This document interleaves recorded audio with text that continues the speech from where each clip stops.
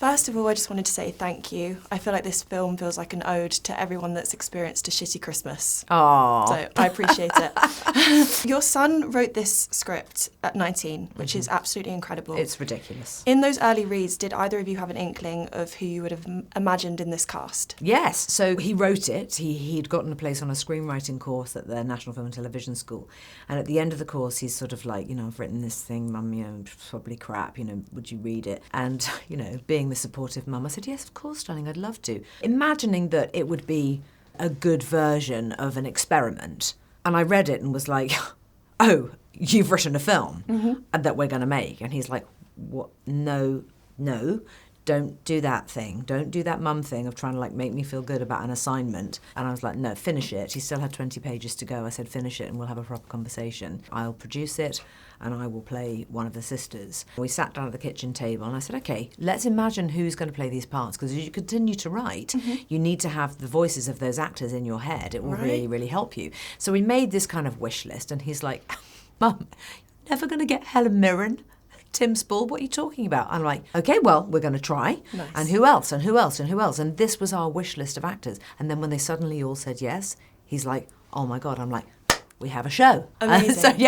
So it was just an extraordinary moment of wow, it's sort of coming together. This film really captures the painful process of losing someone and getting to have the conversations that you'd hoped to have. Did you find this cathartic, and did you cry as much as I did watching it? I mean, I cried because I was, of course, director. You're across absolutely everything. Pre-production, then the shoot itself, which was only 35 days. I only had Helen Mirren for 16 days and all of those children. Yeah. And then I went straight into the edit and I just literally never left. And then the sound mix and the music scoring and the grade and the visual effects. And it's just completely endless. And so every day there would be something that would move me enormously, but similarly would also make me laugh out loud. When you're making a film that, yes, is about loss, you also have to acknowledge that it's about a family too. Yeah. In fact, for me, it's more a story about a family and life and love and human connection and those things. And a part of that means keeping it light and sort of emulating real life so that people do feel that they can see something of themselves, hopefully,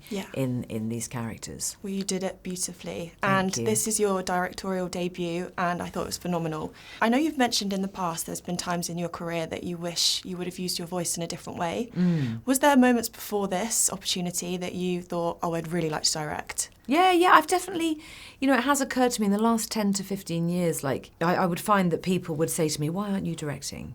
Come on. And I would think, oh, could I? And it's occurred to me more and more, the more people that were saying it to me. Making that step, there were many different reasons why it felt like the right time. It felt like I knew enough, just actually felt technically ready to be able to take that on, because I'm not someone who does something by half. But also having spent so much of my career advocating for other women in film and elevating women into positions that would typically be taken by men, I just did think to myself, my God, who am I if I'm not actually doing it too? I've got to do it if I want to really play my part in changing the culture. And so I do feel incredibly proud of that, even if I never get to do it again. Is there a director that you feel like you've learnt the most from?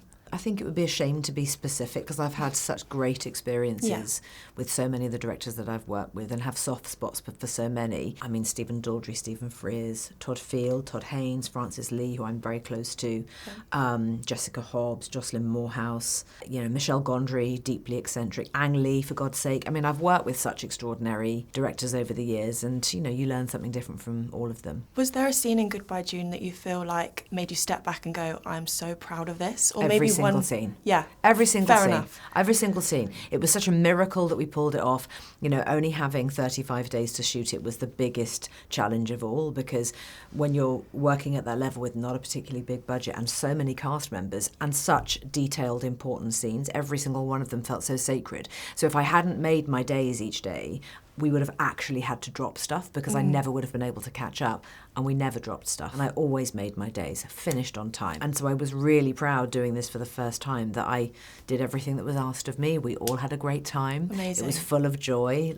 Everyone was wonderful. It was a very special experience. Amazing. You talked about being proud. I was lucky enough to speak to your daughter Mia this year for the Buccaneers junket. She's so great. How proud are you of everything that she's achieved so I'm far? so proud. I'm just so proud of her, and I think she's proud of Joe. Joe's proud of her. We're very, very lucky to be a grounded group of creative people. Mia deciding to pursue a career in acting didn't surprise me. Joe deciding to pursue a career in acting and writing, that's completely taken my breath away. Joe is very humble, and actually he doesn't really like to be kind of seen. He'd be much happier just like walking around in the shadows of the trees writing poetry for the rest of his life. So actually the fact that he plucked up the courage to apply to screenwriting school, got a place, was brave enough to show up and put himself out there, like just that alone is a huge step for a young person. Absolutely. And the fact that while he was there he wrote this screenplay, it's like the woman who tutored him through that course, she came to our premiere last night. She sat 3 seats down from us, and I hadn't met her before, and she was just like, it was mind-blowing to me being there, seeing him develop this story and him going, is it any good, is it really?